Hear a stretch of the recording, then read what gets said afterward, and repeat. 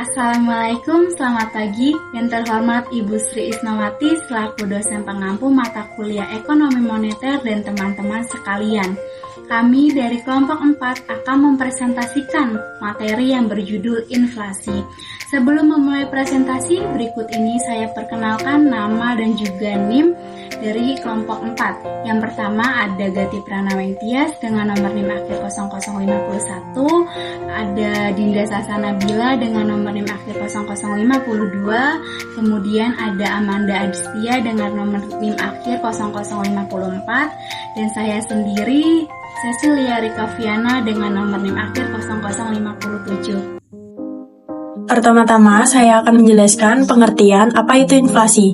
Inflasi adalah proses kenaikan harga barang dan gaji secara umum dan terus-menerus, di mana permintaan tenaga kerja melebihi penawaran dan jumlah uang yang beredar meningkat pesat.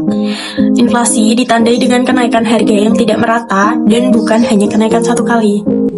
Teori-teori inflasi. Yang pertama ada teori kuantitas. Konsep dasar menurut Budiono 1995. Yang pertama, inflasi terjadi bila ada jumlah uang beredar tanpa disertai perubahan signifikan pada produksi barang. Yang kedua, laju inflasi ditentukan ekspektasi masyarakat pada kenaikan harga barang di masa datang. Yang ketiga, kondisi parah atau hyperinflation, yaitu masyarakat kehilangan kepercayaan terhadap mata uang. Teori yang kedua itu teori dari Keynes, yaitu inflasi terjadi karena masyarakat ingin hidup di luar batas kemampuannya atau disposable income. Yang ketiga ada teori strukturalis, yaitu inflasi dikatakan dengan dikaitkan faktor-faktor struktural. Ada dua ketegangan yang menyebabkan inflasi menurut Budiono 1995. Ketegangan berkaitan dengan ketidakelastisan, yaitu ekspor cenderung lambat dari sektor lain. Yang kedua, produksi makanan dalam negeri tidak mampu mengimbangi pertumbuhan penduduk atau pendapatan per kapita. Yang terakhir ada inflation targeting. Menurut pertimbangan dari Bank Indonesia, yaitu pertama terkait nilai tukar yang digunakan. Yang kedua, inflasi targeting bagi masyarakat. Yang ketiga, inflasi targeting meningkatkan transportasi kebijakan moneter. Yang terakhir, akuntabilitas dapat membaik. Lalu, inflasi menurut Al-Makhriski. Yang pertama, inflasi alamiah. Jenis inflasi ini disebabkan oleh berbagai faktor alam yang tidak dapat dihindari oleh manusia. Yang kedua, inflasi karena kesalahan manusia. Inflasi jenis ini dibagi menjadi 3. Yang pertama ada korupsi dan administrasi, pajak yang berlebihan, dan peningkatan sirkulasi mata uang fulus. Selanjutnya, saya akan menjelaskan mengenai indikator dan pengukuran inflasi. Perhitungan inflasi di Indonesia dilakukan oleh Badan Pusat Statistik atau disebut dengan BPS, dengan mengumpulkan data harga barang dan jasa melalui survei. Data ini digunakan untuk menghitung inflasi dengan membandingkan harga saat ini dengan periode sebelumnya menggunakan indeks harga konsumen atau disebut dengan IHK. Selanjutnya, ada indikator dan pengukuran inflasi. IHK, salah satu indikator utama untuk mengukur inflasi di Indonesia, diklasifikasikan berdasarkan COI-COP 2018 ke dalam 11 kelompok pengeluaran, yaitu yang pertama ada makanan, minuman, dan tembakau, yang kedua pakaian dan alas kaki, yang ketiga perlengkapan, peralatan, dan pemeliharaan rutin rumah tangga, yang keempat kesehatan, yang kelima transportasi, yang keenam informasi, komunikasi, dan jasa keuangan, yang ketujuh rekreasi, olahraga, dan budaya, yang ke-8 pendidikan, yang ke-9 penyediaan makanan dan minuman atau restoran, dan yang terakhir perawatan pribadi dan jasa lainnya. Lalu selanjutnya ada faktor penyebab inflasi. Faktor penyebab inflasi yaitu karena naiknya harga bahan baku, upah pegawai, dan jumlah uang yang beredar. Nilai tukar, harga komoditas internasional, inflasi mitra dagang, ekspektasi inflasi tinggi, gangguan alam, harga pangan, harga BBM bersubsidi, tarif listrik, dan tarif angkutan juga mempengaruhi inflasi tersebut. Selanjutnya ada dampak inflasi. Inflasi mempunyai dampak positif dan negatif terhadap perekonomian. Ketika perekonomian negara sedang lemah, Bank Indonesia dapat menerapkan kebijakan moneter ekspansif dengan menurunkan suku bunga. Inflasi yang tinggi dan tidak stabil mencerminkan ketidakstabilan perekonomian yang menyebabkan kenaikan tingkat harga barang dan jasa secara umum dan berkelanjutan, sehingga mengakibatkan peningkatan kemiskinan di Indonesia. Kebijakan pengendalian inflasi. Kebijakan moneter Bank Indonesia ditujukan untuk mengelola tekanan harga yang berasal dari sisi permintaan agregat atau demand management relatif terhadap kondisi sisi penawaran.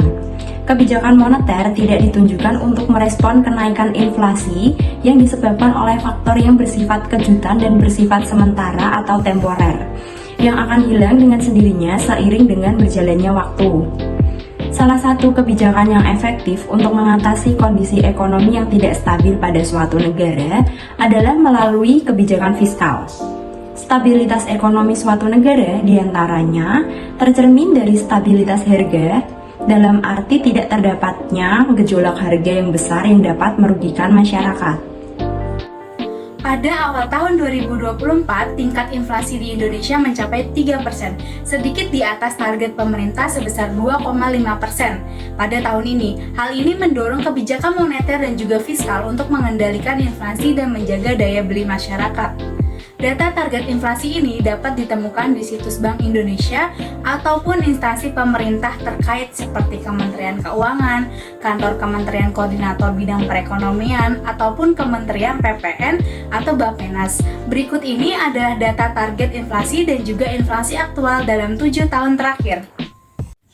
Bisa dilihat dari tabel di samping ini, data inflasi Indonesia pada tahun 2016 hingga tahun 2020. Inflasi aktual tahun 2016 sebesar 3,02 dari target yang ditentukan pemerintah yaitu 4%. Di tahun 2017, inflasi di angka 3,61 dari target 4%. Pada tahun 2018, inflasi aktual sebesar 3,13 dari target pemerintah sebesar 3,5%. Di tahun 2019, Indonesia mengalami penurunan atau biasa disebut dengan deflasi di angka 2,72 dari target yang ditentukan pemerintah 3,5%. Dan pada tahun 2020 Indonesia mengalami deflasi yang sangat rendah dari beberapa tahun sebelumnya, yaitu mencapai 1,68 dari target yang ditentukan oleh pemerintah sebesar 3%. Kemudian di tahun 2021 masih di angka yang lemah yaitu 1,87 dari target pemerintah 3%. Nah, barulah pada tahun 2022 kemarin Indonesia mengalami peningkatan dalam inflasi yaitu sebesar 5,51 dari target 3% dan tahun 2023 sebesar 2,61 dari target 3%. Yang terakhir tahun 2024 atau awal tahun kemarin target inflasi Indonesia sebesar 2,5%. Yang sejauh ini pada awal tahun angka yang dihasilkan cukup baik dan tidak terlalu tinggi. Pada 2 tahun, yaitu tahun 2020 hingga 2021, Indonesia mengalami deflasi dikarenakan COVID-19 yang melanda di seluruh dunia. Kemudian barulah pada tahun 2022 pasca COVID berakhir, Indonesia mengalami tingkat kenaikan dalam inflasi yang sangat tinggi. Ini disebabkan karena banyak masyarakat yang sudah berbelanja dan juga berpergian kembali pasca COVID, sehingga tingkat inflasi di Indonesia menjadi tinggi. Barulah ketika pertengahan tahun 2023 kemarin, Indonesia mengalami penurunan dalam inflasi yang sebelumnya terjadi. Kesimpulan presentasi dari kelompok kami yaitu inflasi di Indonesia merupakan fenomena ekonomi yang kompleks, dipengaruhi oleh beberapa faktor seperti permintaan agregat, biaya produksi, faktor eksternal, dan kebijakan pemerintah. Analisis data historis menunjukkan fluktuasi tingkat inflasi yang dipengaruhi oleh kondisi ekonomi domestik dan global. Faktor permintaan yang tinggi dan kenaikan biaya produksi seringkali menjadi penyebab utama inflasi. Di sisi lain, faktor eksternal seperti harga komoditas global dan nilai tukar rupiah juga memainkan peran penting. Dampak inflasi terhadap perekonomian sangat signifikan, mempengaruhi pertumbuhan ekonomi, daya beli masyarakat, dan stabilitas harga. Untuk mengendalikan inflasi, Bank Indonesia dan pemerintah menerapkan berbagai kebijakan moneter dan fiskal. Kebijakan moneter seperti pengaturan suku bunga dan kontrol jumlah uang beredar terbukti efektif dalam jangka pendek. Sementara, kebijakan fiskal dan reformasi struktural diperlukan untuk mengatasi inflasi dalam jangka panjang. Secara keseluruhan, meskipun tantangan dalam mengendalikan inflasi tetap ada, langkah-langkah kebijakan yang tepat dan reformasi struktural dapat membantu menjaga stabilitas ekonomi Indonesia di masa depan. Sekian presentasi dari kelompok 4 dengan materi tentang inflasi. Kami berharap materi yang kami sampaikan dapat memberikan manfaat bagi yang menonton. Mohon maaf bila ada kesalahan. Akhir kata, sekian dan terima kasih.